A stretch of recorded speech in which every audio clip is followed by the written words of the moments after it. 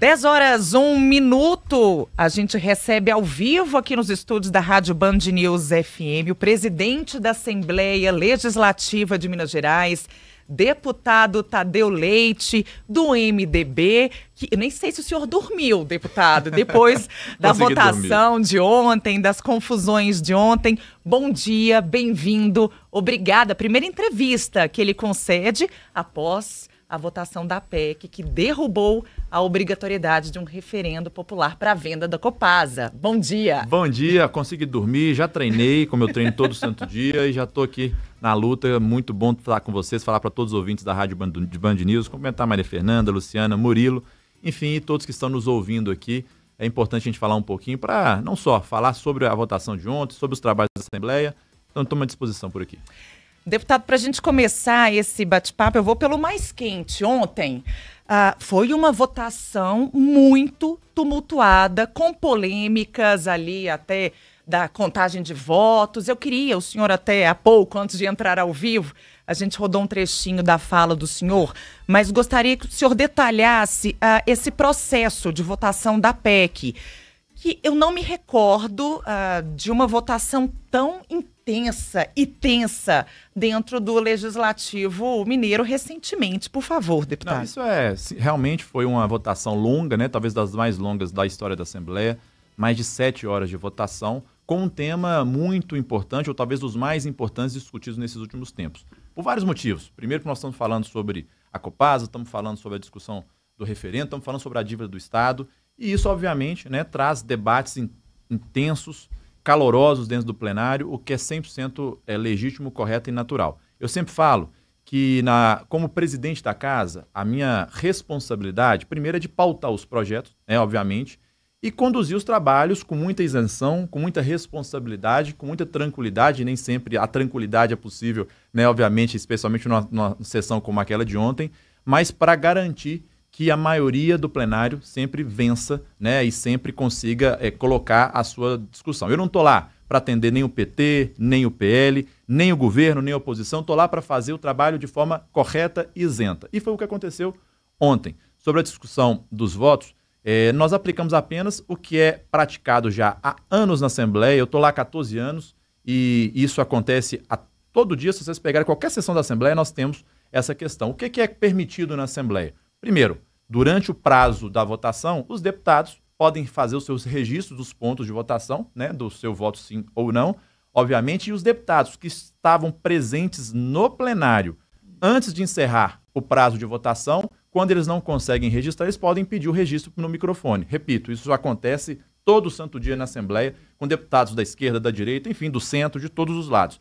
E foi o que aconteceu ontem. Tanto é que o deputado Bruno Engel estava dentro do plenário, pediu no microfone, foi registrado o voto dele, e outros 2 deputados que não estavam no plenário na hora que eu encerrei a votação também pediram, mas não foram contabilizados esses votos. Então, para finalizar essa discussão, foi uma votação extremamente correta, isenta, como eu tenho de ser como presidente, e claro, cabe ao governo do Estado conseguir os votos que ele acredita, através dos seus deputados, ou a oposição, né, segurar a votação, aperfeiçoar os projetos, e esse de ontem foi finalizado a sua discussão com 48 votos a favor da PEC e 22 contrários.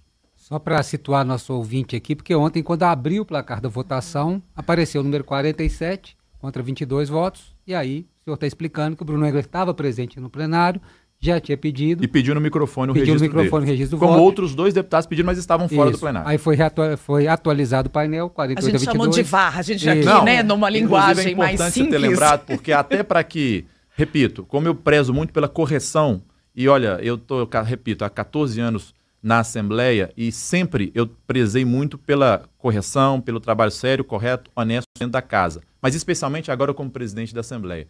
Então, até para que não tivéssemos nenhum tipo de dúvida, antes de proclamar o resultado final, eu suspendi a reunião, chamei todos os líderes, inclusive os da oposição, vimos as imagens, confirmamos isso que nós estamos falando aqui agora, e foi, de fato, confirmado pelos líderes do governo, os líderes da oposição, o placar de fato, e de 48 a 22. Seguiu o regimento. 100% seguindo o regimento, como sempre fizemos em todo esse prazo, esse período na presidência da Assembleia. Agora, deputado, eu queria dar um passo atrás nessa discussão. E a pergunta bem objetiva. Por que tirar o referendo que havia sido previsto lá em 2001? E a Assembleia até abriu lá uma consulta popular no site para as pessoas, e a maioria das pessoas era até a favor da manutenção do referendo e tal, porque os deputados alegam que são eleitos, estão certos, para representar a população do Estado. Mas lá atrás entendeu-se que era, nesse caso das estatais, era importante ouvir a população. Por que tirar o referendo? Murilo, primeiro é importante a gente lembrar que essa PEC que nós votamos ontem foi encaminhada pelo governo do Estado pedindo a retirada do referendo da CEMIG, da Gasmig e da Copasa. E desde o início, eu sempre disse a todos, no que pese ter a isenção, como eu sempre falei para vocês aqui mais cedo, na condução dos trabalhos, de que nós faríamos qualquer tipo de discussão na Assembleia nesse momento no que se refere ao Propag. O que é o Propag? É a única oportunidade que nós estamos tendo de resolver de vez a nossa dívida de Minas Gerais. Resolvendo a questão da dívida de Minas Gerais, nós estamos pensando no futuro de Minas Gerais, da minha filha, dos nossos filhos, dos nossos netos. A forma que o Estado está hoje, ele está, sinceramente, quase que quebrado. E se ficássemos no regime para recuperação fiscal, você imagina, congelando pelos próximos 10 anos o salário de todos os servidores, proibindo o concurso público, não tendo investimento no interior do Estado de Minas Gerais. Isso aí era definitivamente quebraria o Estado, até porque a dívida nossa continuaria crescendo. Então, quando nós fomos em Brasília, lá atrás, você lembra disso? Vocês divulgaram muito isso aqui, com o senador Pacheco, que construímos o Propag. O Propag não é só você aderir. Você tem algumas obrigações, né, que você precisa, que o Estado precisa cumprir para estar no Propag. Inclusive hoje, pela manhã, eu fiz uma cobrança pública ontem após a votação e o governo do Estado já formalizou ao governo federal o pedido de adesão ao Propag.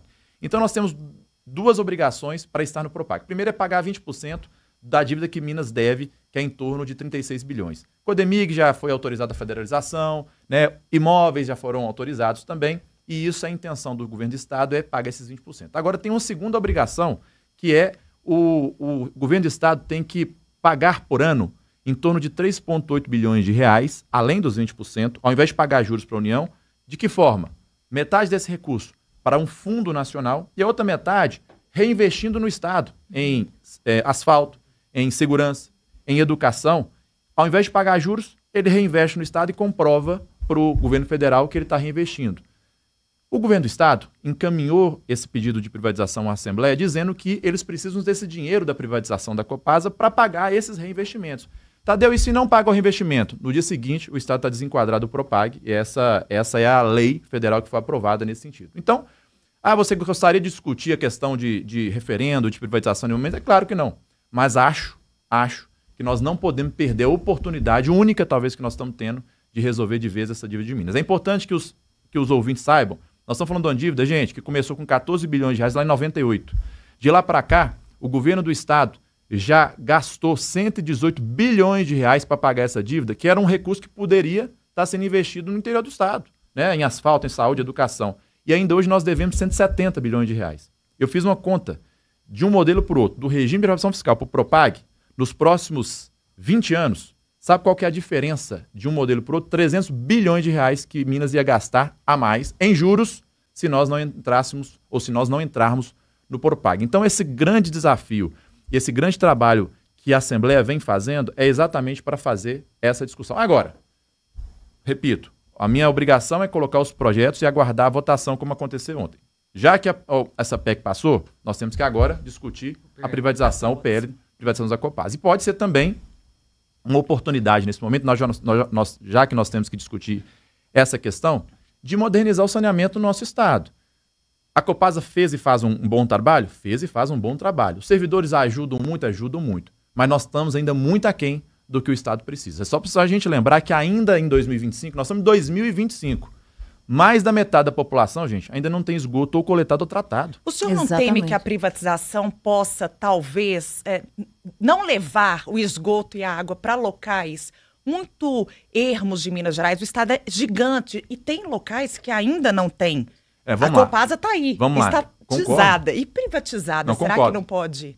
Vamos lá. Hoje já não leva, né? Porque nós somos metade da população sem esgoto coletado ou tratado. Então hoje já não leva nos locais mais longe. Nós temos cidades hoje inteiras que não tem nem água tratada, é realmente a minoria, mas tem. São João do Pacuí, eu fui lá conheci o seu Getúlio e falei, olha, eu tenho restaurantes aqui, eu tenho que comprar água mineral para cozinhar a comida, porque eu não tenho água tratada aqui na minha cidade.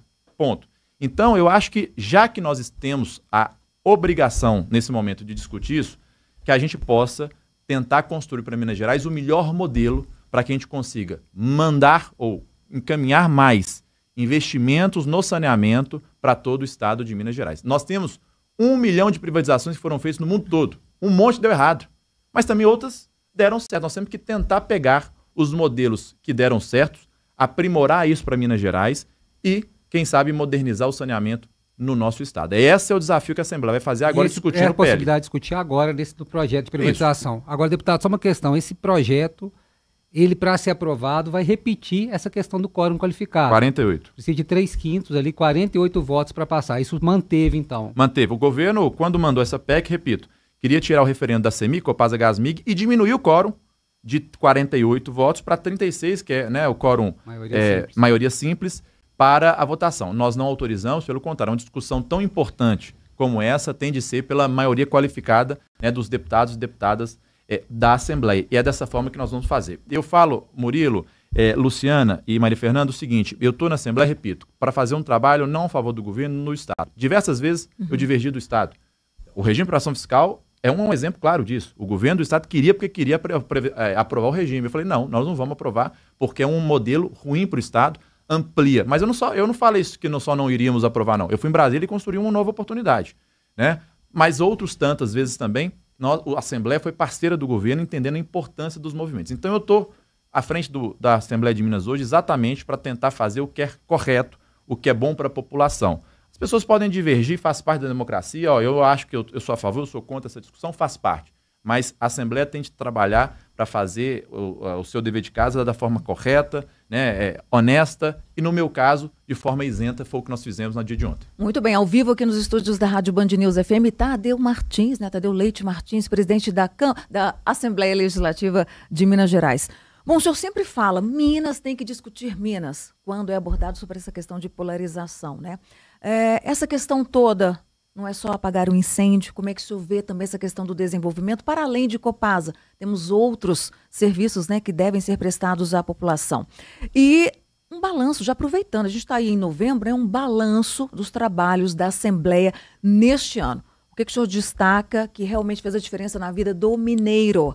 E os desafios, né, para o ano que vem, 2026, em pleno ano eleitoral. Bora de trás para frente. Então, Bora. É o seguinte, a Assembleia, graças a Deus, talvez tenha sido a Assembleia que mais produziu dos últimos anos, não só na questão de legislação, mas de fiscalização também, e de discussões importantes. Nós fizemos talvez o maior seminário da história da Assembleia, que foi o seminário da crise climática. E, neste momento, ele está tendo desdobramentos. Nós temos a COP30 agora, né, no Brasil, e, inclusive, nós mandamos material que foi coletado para a Assembleia, para a COP30 também, para que a gente entenda não só os problemas que Minas Gerais vive, só a questão de crise climática, e qualquer um sabe, né? E infelizmente em Minas nós temos os extremos, os 4 extremos, né? Fortes chuvas, geada, nós temos aqui também forte seca, enfim. Então nós temos um resumo do Brasil está aqui em Minas Gerais. Então nós fizemos esse grande seminário trazendo a inovação também, porque trouxemos a BHTech para dentro, fizemos um trabalho com a BHTech também, e incentivamos 10 startups que tinham ideias, né, para amenizar essa discussão sobre a crise climática. Então essa é uma pauta que foi muito importante esse ano e continuará sendo certamente nos próximos anos, e a Assembleia está fazendo uma entrega muito concreta sobre essa discussão da crise climática. Além da discussão que nós temos da legislação, nós temos pontos importantes que estão sendo falados, construídos e discutidos. Agora, é claro que este ano ficou muito focado na questão da dívida de Minas Gerais, como nós estamos vendo aqui, né? A partir do ano que vem, aí você me fala assim, nós vamos ter investimentos concretos? Todo o esforço que a Assembleia está fazendo com essa questão é exatamente para termos mais, para que o Estado tenha mais fôlego de fazer investimento no interior de Minas. Eu vou repetir um número aqui que passou de forma muito rápida. 118 bilhões foram jogados na lata do lixo, ou seja, não foi para pagar a dívida não, foi para pagar juros. Quem tem cartão de crédito que come o juros, a gente sabe a dificuldade que é você pagar juros hoje, é jogar na lata do lixo o seu dinheiro, né, e o dinheiro do Estado nessa questão. Então, nós conseguindo resolver essa questão da dívida, significa mais investimento para o interior. E, gente, quem roda aí no interior, e eu rodo muito, todo final de semana, graças a Deus, eu estou no interior rodando as cidades, especialmente do norte do estado, meu querido norte de Minas. Nós sabemos que as estradas ainda precisam de muito investimento. Nós sabemos que a saúde ainda carece. Segurança pública, nós estamos sabendo aí, estamos vendo o que está acontecendo no Brasil como um todo. É uma preocupação latente em Minas Gerais. Então, todo esse esforço para resolver a dívida de Minas é para dar mais fôlego, sobrar mais dinheiro para o Estado, para que ele possa investir nas pessoas, não ficar pagando juros. Deputado, o senhor disse ano que vem, 2026. A gente teve um movimento aí dentro do partido do senhor, MDB, Gabriel se lançando como pré-candidato ao governo. Isso significa que o senhor não pretende, é certa leitura, não pretende executivo 2026, mas queria saber um pouquinho do ano que vem, a legenda está pensando e o senhor aprendi também. Na minha vida, nessa trajetória pública que tenho, né, até então, de primeiro ter fé em Deus, fazer meu dever de casa com o pé no chão. Eu estou 100% ou 110% focado para tentar resolver esses problemas, especialmente da dívida de Minas que nós estamos discutindo agora. Nós estamos com muito serviço dentro da Assembleia. E eu já critiquei por diversas vezes aqueles que antecipam a discussão política partidária, né, do ano 2026. Se a gente conversar com as pessoas aqui na rua, não tem ninguém preocupado com quem vai ser candidato ou quem quer votar em 2026. Está muito longe. As pessoas estão preocupadas o seguinte, gente, será que vai ter saúde aqui no meu posto de saúde? Será que esse buraco que está aqui na minha asfalto vai ser consertado? É essa a preocupação das pessoas. E essa que tem que ser a preocupação dos políticos, na minha opinião, e da Assembleia neste caso. Então, assim, eu me recuso a discutir questão político-partidária eleitoral para 2026. Critiquei e critico aqueles que antecipam essa discussão. Nós temos diversos casos que aconteceram aqui. Gabriel é um querido amigo, desejo sorte para ele. É cara que as candidaturas serão confirmadas apenas nas convenções do ano que vem. Então, assim, eu vou deixar essa discussão para a convenção do ano que vem. Agora, eu espero muito, e falando do governo do Estado, do governo federal, eu espero muito, e falava um pouco mais cedo com o Murilo, que após a Assembleia finalizar a discussão do Propag, que os governos federal e estadual tenham responsabilidade, esqueçam as eleições, o palanque, e sentem à mesa para agora, tecnicamente, resolver o problema do Propag, porque a parte da Assembleia vai estar feita. Vai caber agora, né, a manifestação foi feita hoje no governo do Estado, a negociação técnica para que a gente possa resolver esse problema da dívida. Então vamos descer do palanque, gente, e vamos pensar nos problemas real das pessoas, dos 21 milhões de mineiros. Pois é, presidente, o senhor falou dessa manifestação do governo de adesão ao Propag feita hoje, logo um dia após a desobrigação do referendo da PEC, da referendo da Copasa. O governo manda essa manifestação com um valor de 100 bilhões de reais, ou seja, 3 vezes mais do que ele falou que precisava apurar, né? Mandou lá falando que os ativos valem 100 bilhões. Como é que fica a Assembleia nisso? A Assembleia não foi, vamos dizer, enganada nessa votação, uma vez que o governo está falando em 100 bilhões? Ô Murilo, como foi hoje de manhã a manifestação, eu não consegui ainda, né, adentrar e aprofundar em tudo que eles colocaram. Eu sei o valor que foi quase 100 bilhões de reais, e vou te ser sincero, eu acho que isso o governo está correto. Ou seja, claro que o decreto último que foi publicado pelo governo federal autoriza o governo do estado a encaminhar os seus ativos com avaliações próprias. Então, certamente, esses valores foram feitos em cima de avaliações próprias. E o próprio decreto diz o seguinte, o governo do estado ele pode retirar ao longo do processo ou da negociação ativos. Ele não pode colocar novos depois da manifestação. Ele colocou tudo, então, isso. O que eu imagino, eu repito, não vi ainda, né, com detalhes, mas eu acho que nisso o governo do estado está super correto. Colocou tudo que foi possível colocar. Inclusive CEMIG. Não sei, acho que CEMIG também, eu não vi ainda, mas pode ser que tenha colocado sim. Colocou tudo que podia colocar para ir cortando, obviamente, né? E o governo federal, isso aqui eu aceito, isso aqui eu não aceito. Aí é uma negociação. Por isso que eu acho que tem que ter responsabilidade, esquecer a eleição 26, para sentar à mesa e ver quais são de fato os ativos que são importantes para resolver o problema da dívida. Então ele pode ir cortando até chegar o mínimo de 20%, que é em torno de 36 bilhões. Agora, o senhor correu atrás de um prazo maior, inclusive esteve em Brasília, assentou com o governo federal, realmente o prazo era muito apertado para o Estado ali mostrar os bens disponíveis, mas o governo estadual não está correndo demais, não? Já que o senhor lutou tanto para uma dilatação desse prazo? Não, agora na verdade certo. É tudo correto. Na verdade é porque as pessoas confundem. O prazo que foi postergado foi para que o governo federal fizesse as avaliações. Porque, na verdade, a lei federal diz o seguinte, as avaliações que vão valer são as do governo federal. Só que o governo federal já tinha ido lá atrás a público e falou assim, eu não consigo entregar essas avaliações antes do meio do ano que vem, não. Então, como que o governo ia conseguir fazer a manifestação até o final deste ano, sendo que o governo federal, que é quem só podia fazer avaliações, só entregaria ano que vem? Teríamos um problema instalado. Então, eu fui lá e falei com até a ministra Gleisi à época, falei, olha, ministra, isso vai dar problema. Vocês precisam postergar o prazo, ou pelo menos para que vocês tenham tempo de fazer as avaliações dos imóveis. Então o decreto veio e disse o seguinte, olha, eu recebo o pedido do Estado com as suas avaliações e vou ter até o final de 26 para analisar as minhas aqui e confirmar essas discussões. E respondendo a algo que você me perguntou mais cedo, Murilo, a questão do referendo. Mas algumas perguntam, por que então não deixou fazer o referendo? Existe uma orientação, uma determinação da Justiça Eleitoral de que referendos só se pode fazer vinculado às eleições. 2026, outubro de 26 é a última eleição. E aí, te respondendo, nós temos um prazo final da questão do Propag de dezembro de 26. Suponhamos que desse certo a questão do referendo, teria 1 mês e meio, talvez 2 meses aí para tentar fazer todo o processo de uma possível privatização para fazer a finalização e adesão do Propag. Então, essa é a justificativa do governo também quando encaminhou esse pedido. Repito, da CEMIG, Copasa, Gasmig, mas a Assembleia falou assim, CEMIG e Gasmig não vai ser discutido, vamos focar na Copasa. Agora, deputado, muitas questões chegando aqui, os ouvintes participando, a questão do projeto de privatização. Ele vai ser votado este ano ainda, o senhor vai colocar ele em pauta para ser votado este ano ainda. E outra coisa, como ficam os servidores? O pessoal está preocupado. Esse projeto, de alguma forma, dá uma proteção para esses servidores em caso de privatização? Alguma carência? Como é que há essa preocupação dos deputados, né, com a situação dos servidores da Copasa? Nós temos 3 preocupações, Murilo. Primeira preocupação, que num processo de privatização, que nós tenhamos para a população preços justos e com serviços chegando na ponta e para as pessoas, né? Isso é uma preocupação importantíssima. Se você conversar com as pessoas, quem está nos ouvindo aqui, tem muita gente com muito pepino e problema na Copasa. Copasa hoje tem lugar que ela cobra água e esgoto e não trata esgoto, mas cobra as pessoas água e esgoto. Nós temos aí, vocês devem receber aqui questionamentos sobre a Copasa todo santo dia. Então, problema tem.